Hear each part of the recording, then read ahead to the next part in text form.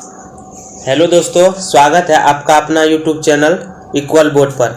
आज की इस वीडियो में हम लोग क्लास 10 हिंदी का चैप्टर 7 जो कि है परंपरा का मूल्यांकन, और आज की इस वीडियो में हम लोग परंपरा का मूल्यांकन का ऑब्जेक्टिव रिवीजन करने वाले हैं। तो चलिए वीडियो को शुरू करते हैं। यदि आप अगले साल यानी कि 2026 में बोर्ड एग्जाम देने वाले हैं तो यह वीडियो आपके लिए बहुत ही महत्वपूर्ण वीडियो होने वाला है। तो वीडियो को आप लोग अंत तक जरूर से देखिएगा। तो चलिए वीडियो को शुरू करते हैं। तो पहला क्वेश्चन दिया हुआ है, पहला क्वेश्चन दिया हुआ है, इसके लेखक कौन है? तो लेखक रामविलास शर्मा जी है। चलिए पहला क्वेश्चन देखते हैं। पहला क्वेश्चन दिया हुआ है कि परंपरा का मूल्यांकन पाठ की कौन सी विधा है, और यह प्रश्न 2021 में पूछा गया प्रश्न है। तो आप लोग इसको ध्यान में जरूर से रखिएगा। तो सबसे पहला क्वेश्चन दिया हुआ है कि परंपरा का मूल्यांकन पाठ की कौन सी विधा है। तो पहला ऑप्शन दिया हुआ है निबंध, बी ऑप्शन दिया हुआ है, दूसरा बी नंबर ऑप्शन दिया हुआ है कहानी, सी ऑप्शन दिया हुआ है एकांकी, और डी ऑप्शन दिया हुआ है ललित निबंध। तो इसका आंसर क्या हो जाएगा? तो इसका आंसर हो जाएगा कि परंपरा का मूल्यांकन पाठ की कौन सी विधा है। तो यह निबंध हो जाएगा।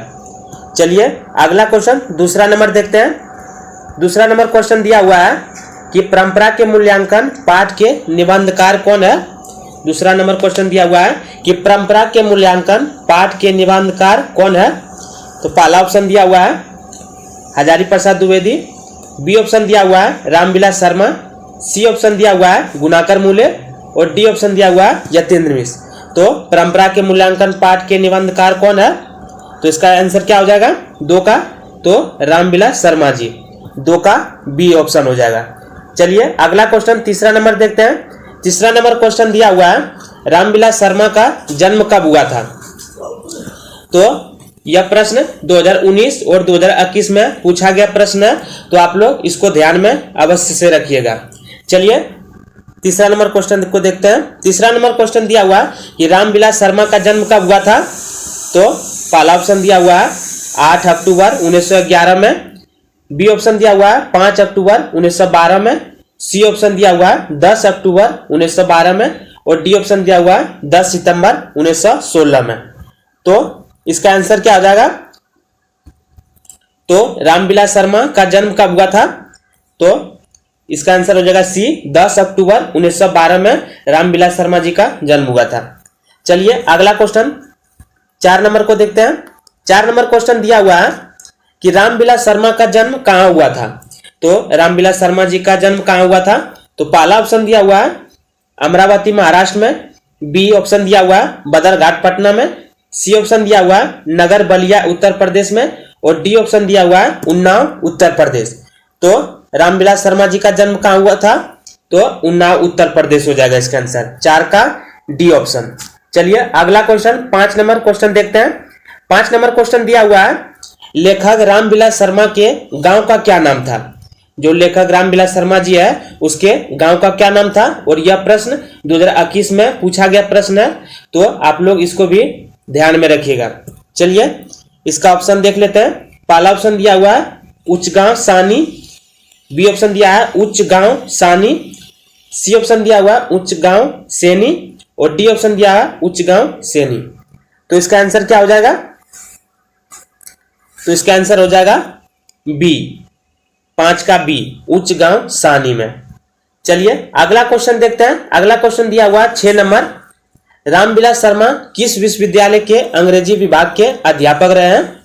तो रामविलास शर्मा जी जो है वह किस विश्वविद्यालय से अंग्रेजी विभाग के अध्यापक रहे थे। तो पहला ऑप्शन दिया हुआ पटना विश्वविद्यालय, बी ऑप्शन दिया हुआ लखनऊ विश्वविद्यालय, सी ऑप्शन दिया हुआ आगरा विश्वविद्यालय, और डी ऑप्शन दिया हुआ इनमें से कोई नहीं। तो इसका आंसर क्या हो जाएगा? तो 6 नंबर का आंसर हो जाएगा लखनऊ विश्वविद्यालय में रामविलास शर्मा अंग्रेजी विभाग में अध्यापक रहे थे। चलिए अगला क्वेश्चन 7 नंबर देखते हैं। 7 नंबर क्वेश्चन दिया हुआ है रामविलास शर्मा किस विश्वविद्यालय में कुलपति के रूप में रहे हैं। तो जो रामविलास शर्मा जी थे वह किस विश्वविद्यालय में कुलपति के रूप में रहे हैं? तो पहला ऑप्शन दिया हुआ पटना विश्वविद्यालय, बी ऑप्शन दिया हुआ लखनऊ विश्वविद्यालय, और सी ऑप्शन दिया हुआ आगरा विश्वविद्यालय, और डी ऑप्शन दिया हुआ इनमें से कोई नहीं। तो इसका आंसर क्या हो जाएगा? तो इसका आंसर हो जाएगा आगरा विश्वविद्यालय में कुलपति के रूप में रहे हैं। चलिए 8 नंबर क्वेश्चन देखते हैं। 8 नंबर क्वेश्चन दिया हुआ है रामविलास शर्मा का निधन कब हुआ था? तो रामविलास शर्मा जी का निधन कब हो गया था? तो इसका ऑप्शन देख लेते हैं।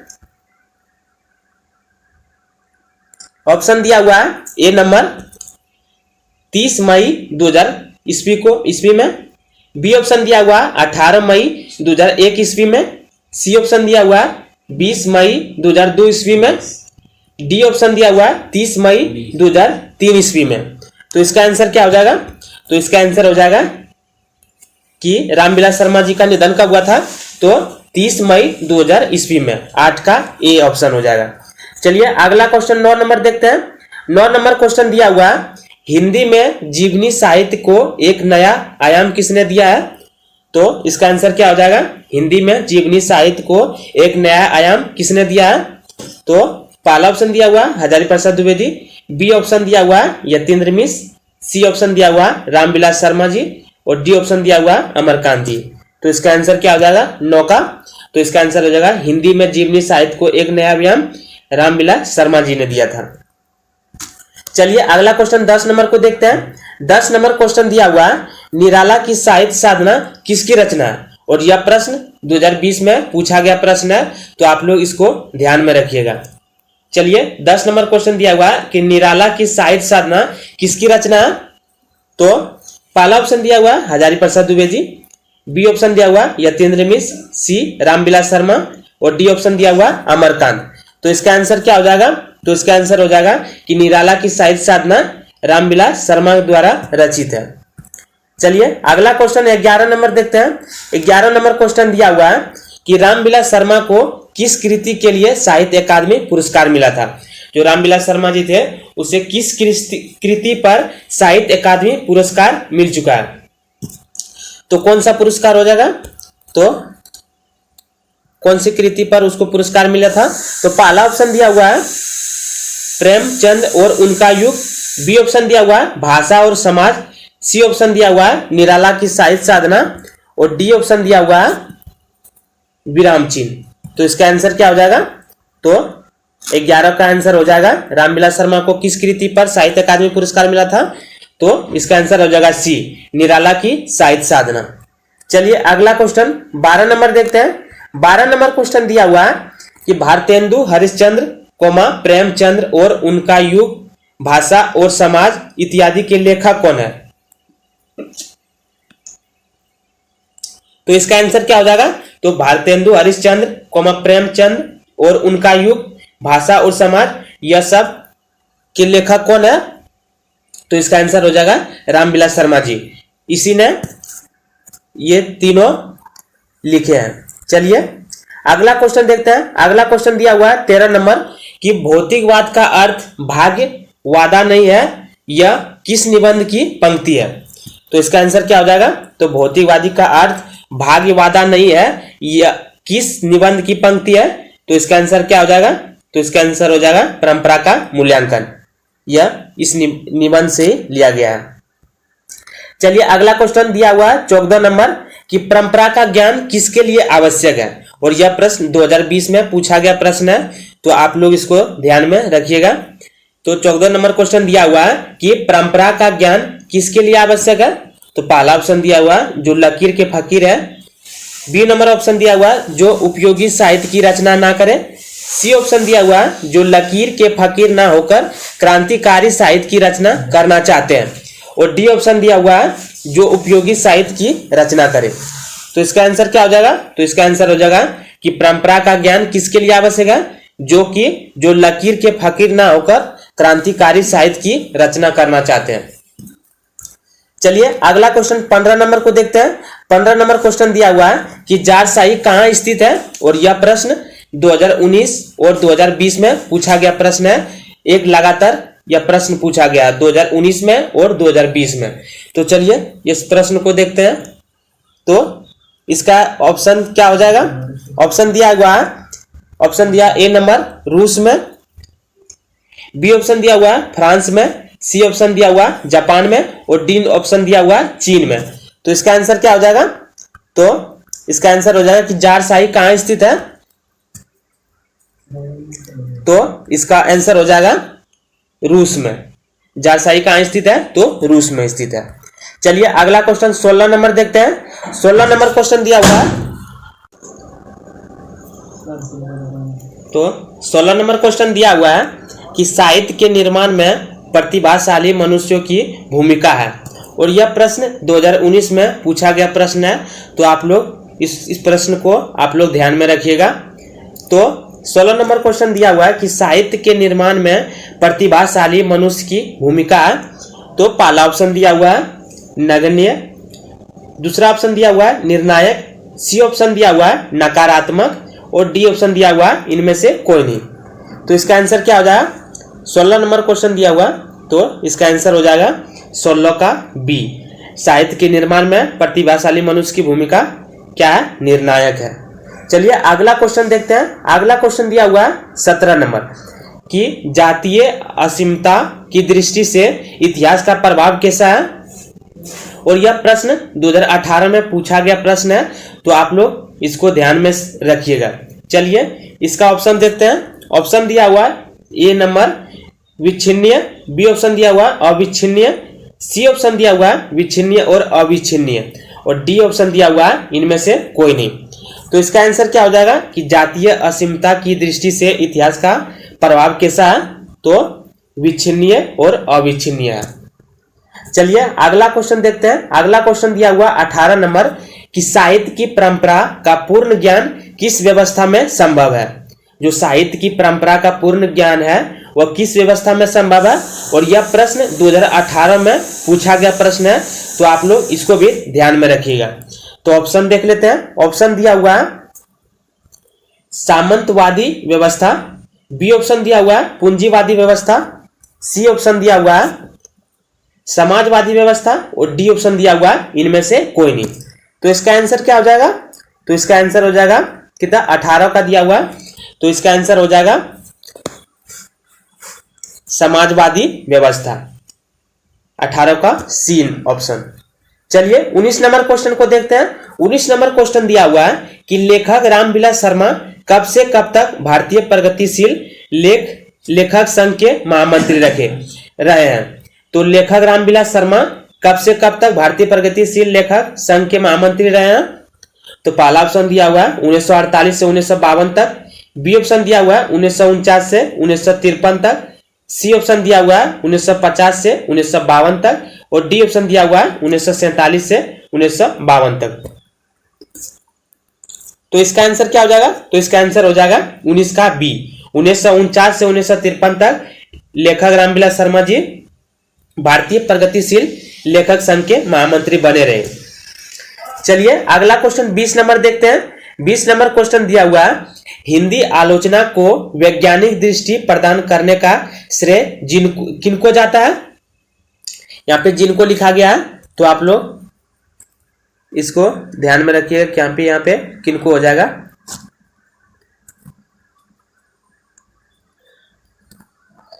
ठीक है, हिंदी आलोचना को वैज्ञानिक दृष्टि प्रदान करने का श्रेय किनको जाता है? तो इसका पहला ऑप्शन दिया हुआ है नलिनी विलोचन शर्मा जी को, बी ऑप्शन दिया हुआ है यतीन्द्र मिश्र को, सी ऑप्शन दिया हुआ है रामविलास शर्मा जी को और डी ऑप्शन दिया हुआ है अमरकांत। तो इसका आंसर क्या हो जाएगा? तो इसका आंसर हो जाएगा रामविलास शर्मा जी को जाता हुआ। हिंदी आलोचना को वैज्ञानिक दृष्टि प्रदान करने वाला से रामविलास शर्मा जी को जाता है। चलिए 21 नंबर क्वेश्चन देखते हैं। 21 नंबर क्वेश्चन दिया हुआ है किसने सोवियत संघ पर आक्रमण किया? तो पहला ऑप्शन दिया हुआ है हिटलर ने, बी ऑप्शन दिया हुआ है महारानी विक्टोरिया, सी ऑप्शन दिया हुआ है पुतिन ने और डी ऑप्शन दिया हुआ है लेनिन ने। तो इसका आंसर क्या हो जाएगा? तो इसका आंसर हो जाएगा कि सोवियत संघ पर आक्रमण किसने किया था? तो हिटलर ने किया था। चलिए अगला क्वेश्चन 22 नंबर देखते हैं।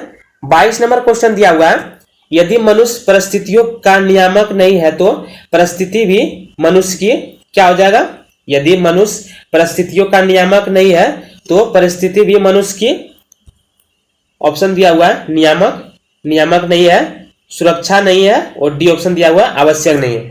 तो इसका आंसर क्या आ जाएगा कि यदि मनुष्य परिस्थितियों का नियामक नहीं है तो परिस्थिति भी मनुष्य की नियामक नहीं है। तो 22 का बी आंसर हो जाएगा। चलिए अगला क्वेश्चन देखते हैं। अगला क्वेश्चन दिया हुआ है 23 नंबर कि रामविलास शर्मा के अनुसार भारत का राष्ट्रीय क्षमता का पूर्ण विकास किस व्यवस्था में संभव है? जो रामविलास शर्मा के अनुसार भारत का राष्ट्रीय क्षमता का पूर्ण विकास किस व्यवस्था में संभव है? तो इसका आंसर क्या हो जाएगा? तो पहला ऑप्शन दिया हुआ समाजवादी व्यवस्था, बी ऑप्शन दिया हुआ पूंजीवादी व्यवस्था, सी ऑप्शन दिया हुआ है मिश्रित अर्थव्यवस्था, और डी ऑप्शन दिया हुआ मार्क्सवादी व्यवस्था। तो इसका आंसर क्या हो जाएगा? तो इसका आंसर हो जाएगा समाजवादी व्यवस्था। चलिए अगला क्वेश्चन को देखते हैं। अगला क्वेश्चन दिया हुआ है 24 नंबर। 24 नंबर क्वेश्चन दिया हुआ है कि साहित्य मनुष्य के संपूर्ण जीवन से संबंध है, यह कथन किस पाठ से लिया गया? जो साहित्य मनुष्य के संपूर्ण जीवन से संबंध है, यह कथन किस पाठ से लिया गया? तो यह प्रश्न परंपरा के मूल्यांकन से लिया गया है। चलिए अगला क्वेश्चन को देखते हैं। अगला क्वेश्चन दिया हुआ 25 नंबर, सोवियत संघ के लोग हिटलर विरोधी संग्राम को क्या कहते हैं? जो सोवियत संघ के लोग हैं वह हिटलर विरोधी संग्राम को क्या कहते हैं? तो पहला ऑप्शन दिया हुआ महान राष्ट्रीय संग्राम, बी ऑप्शन दिया स्वाधीनता, सी ऑप्शन दिया हुआ राजनीतिक, और डी ऑप्शन दिया हुआ इनमें से कोई नहीं। तो इसका आंसर क्या हो जाएगा? तो सोवियत संघ के लोग हिटलर विरोधी संग्राम को क्या कहते हैं? तो महान राष्ट्रीय संग्राम कहते हैं। चलिए अगला क्वेश्चन 26 नंबर देखते हैं। 26 नंबर क्वेश्चन दिया हुआ है किस व्यवस्था के कायम होने पर जातीय असीमता खंडित नहीं होती है बल्कि पुष्ट हो जाती है? तो किस व्यवस्था के कायम होने पर जातीय असीमता खंडित नहीं होती है बल्कि पुष्ट हो जाती है? तो पहला ऑप्शन दिया हुआ है समाजवादी, बी ऑप्शन दिया हुआ है पूंजीवादी व्यवस्था, सी ऑप्शन दिया हुआ मिश्रित व्यवस्था, और डी ऑप्शन दिया हुआ है राजनीतिक व्यवस्था। तो इसका आंसर क्या हो जाएगा? तो इसका आंसर हो जाएगा समाजवादी व्यवस्था। चलिए अगला क्वेश्चन देखते हैं। अगला क्वेश्चन दिया हुआ 27 नंबर कि भारतीय संस्कृति से किन दो ग्रंथों को अलग कर दे तो भारतीय साहित्य की आंतरिक एकता टूट जाएगी? जो हमारे भारतीय संस्कृति से किन दो ग्रंथों को अलग कर दे जो कि भारतीय साहित्य की आंतरिक एकता टूट जाएगी? तो पहला ऑप्शन दिया हुआ वेद और पुराण, बी ऑप्शन दिया हुआ रामायण और महाभारत, सी ऑप्शन दिया हुआ हरिजन और यंग इंडिया, डी ऑप्शन दिया हुआ रघुवंशम और अभिज्ञान शाकुंतलम। तो ऐसे कौन से दो ग्रंथ हैं? तो इसका आंसर हो जाएगा रामायण और महाभारत। ये दो ग्रंथ को यदि अलग कर दिया जाए तो भारतीय साहित्य की आंतरिक एकता टूट जाएगी। 28 नंबर क्वेश्चन दिया हुआ कि भारत का राष्ट्रीय क्षमता का पूर्ण विकास किस व्यवस्था में ही संभव है? तो पहला ऑप्शन दिया हुआ है पूंजीवादी व्यवस्था, बी ऑप्शन दिया हुआ है सामंत शाही व्यवस्था, सी ऑप्शन दिया हुआ है जमींदार व्यवस्था, और डी ऑप्शन दिया हुआ है समाजवादी व्यवस्था। तो इसका आंसर क्या हो जाएगा? तो इसका आंसर हो जाएगा समाजवादी व्यवस्था। चलिए 28 का डी हो जाएगा। 29 नंबर क्वेश्चन देखते हैं। 29 नंबर क्वेश्चन दिया हुआ है निबंध है। तो पहला ऑप्शन क्या हो जाएगा? पहला ऑप्शन दिया हुआ बहादुर, बी ऑप्शन दिया हुआ श्रम विभाजन और जाति प्रथा, सी ऑप्शन दिया हुआ परंपरा का मूल्यांकन, और डी ऑप्शन दिया हुआ भारत माता। तो इसका क्या हो जाएगा? इसका निबंध कौन सा है? तो निबंध हो जाएगा परंपरा का मूल्यांकन। चलिए अगला क्वेश्चन को देखते हैं। अगला क्वेश्चन 30 नंबर दिया हुआ है कि प्रेमचंद्र और उनका युग किन की रचना है? जो प्रेमचंद्र है और उनका युग यह किसने रचित है, यह किसने लिखा है? तो इसका आंसर हो जाएगा पहला ऑप्शन दिया हुआ गुणाकर मूले, बी ऑप्शन दिया हुआ यतीन्द्र मिश्र, सी बहादुर, और डी ऑप्शन रामविलास शर्मा। तो प्रेमचंद्र और उनका युग किनकी रचना है? तो रामविलास शर्मा जी का। चलिए अगला क्वेश्चन 31 नंबर को देखते हैं। 31 नंबर क्वेश्चन दिया हुआ है कि भारतीय प्रगतिशील लेखक संघ के महामंत्री रहे हैं। तो भारतीय प्रगतिशील लेखक संघ के महामंत्री कौन रहे हैं? तो रामविलास शर्मा जी रहे हैं। चलिए अगला क्वेश्चन 32 नंबर देखते हैं। 32 नंबर क्वेश्चन दिया हुआ कि असीमता का सही अर्थ है। तो इसका आंसर क्या हो जाएगा कि असीमता का सही अर्थ है। तो ऑप्शन को देख लेते हैं। ऑप्शन दिया हुआ है मना करना, बी ऑप्शन दिया हुआ एकता, सी ऑप्शन दिया हुआ पहचान और डी ऑप्शन दिया हुआ पर्याप्त। तो इसका आंसर क्या हो जाएगा? तो इसका आंसर हो जाएगा असीमता का सही अर्थ है, तो इसका आंसर हो जाएगा पहचान। असीमता का सही अर्थ पहचान हो जाएगा। चलिए अगला क्वेश्चन को देखते हैं। अगला क्वेश्चन दिया हुआ है 33 नंबर कि द्वंद्वात्मक भौतिकवाद मनुष्य की चेतना को आर्थिक संबंधों से प्रभावित मानते हुए उसकी सापेक्ष स्वाधीनता स्वीकार करता है। यह पंक्ति किस शीर्षक पाठ से ली गई है? तो और यह प्रश्न पूछा गया है 2022 में। तो आप लोग इसको ध्यान में रखिएगा क्योंकि 2026 में यह प्रश्न पूछ भी सकता है। तो इसका आंसर क्या हो जाएगा? तो इसका आंसर पहला ऑप्शन दिया हुआ शिक्षा और संस्कृति, बी ऑप्शन दिया हुआ परंपरा का मूल्यांकन, सी ऑप्शन दिया हुआ नौबत खाने में इबादत और डी ऑप्शन दिया हुआ विष के दांत। तो इसका आंसर क्या हो जाएगा? तो इसका आंसर हो जाएगा परंपरा का मूल्यांकन। चलिए अगला क्वेश्चन 34 नंबर देखते हैं कि सामाजिक विकास क्रम में सामंती सभ्यता की अपेक्षा किस सभ्यता को अधिक प्रगतिशील कहा जा सकता है? और यह प्रश्न पूछा गया है 2022 में। तो आप लोग यह प्रश्न को भी ध्यान में रखिएगा। तो इसका आंसर क्या आ जाएगा? तो पहला ऑप्शन दिया हुआ है नेश्वरवादी सभ्यता को, बी ऑप्शन दिया हुआ है एकेश्वरवादी सभ्यता को, सी ऑप्शन दिया हुआ है पूंजीवादी सभ्यता को और डी ऑप्शन दिया हुआ इनमें से कोई नहीं। तो इसका आंसर क्या हो जाएगा? तो इसका आंसर हो जाएगा एक स्वरवादी सभ्यता को, मतलब एक ईश्वर को मानते थे, यह सभ्यता चलता था। चलिए अगला क्वेश्चन 35 नंबर देखते हैं। 35 नंबर क्वेश्चन दिया हुआ है कि मनुष्य और परिस्थिति का संबंध कैसा है? तो मनुष्य और परिस्थिति का संबंध कैसा है? तो ऑप्शन दिया हुआ है सापेक्ष, बी ऑप्शन दिया हुआ मित्रवत, सी ऑप्शन दिया हुआ निरपेक्ष और डी ऑप्शन को देख लेते हैं। डी ऑप्शन दिया है द्वंद्वात्मक। तो यह थोड़ा मिस्टेक हो गया है, तो ये इसमें क्या हो जाएगा? तो द्वंद्वात्मक हो जाएगा। चलिए अगला क्वेश्चन को देखते हैं। अगला क्वेश्चन दिया हुआ है 36 नंबर और यह लास्ट प्रश्न है, तो आप लोग इसको भी ध्यान में रखिएगा और यह प्रश्न 2022 में पूछा गया प्रश्न है। तो 36 नंबर क्वेश्चन दिया हुआ है कि जारशाही रूस के सोवियत समाज में पढ़े जाने वाला लोकप्रिय साहित्यकार कौन है? जारशाही रूस के सोवियत समाज में पढ़े जाने वाले लोकप्रिय साहित्यकार कौन है? तो पहला ऑप्शन दिया है टोलस्टॉय, बी ऑप्शन दिया है ओलिवर, सी ऑप्शन दिया है थॉमस हार्डी और डी ऑप्शन दिया है वाल्टर स्कॉट। तो इसका आंसर क्या आ जाएगा? तो जारशाही रूस के सोवियत समाज में पढ़े जाने वाले लोकप्रिय साहित्यकार कौन है? तो टोलस्टॉय है। 36 का ए ऑप्शन। चलिए आज के लिए बस इतना ही। यदि आपको वीडियो अच्छी लगे तो आप लोग वीडियो को लाइक जरूर से कीजिएगा और चैनल पर आप लोग यदि नए हैं तो चैनल को सब्सक्राइब भी जरूर से कर लीजिएगा। Thanks for watching this video. धन्यवाद।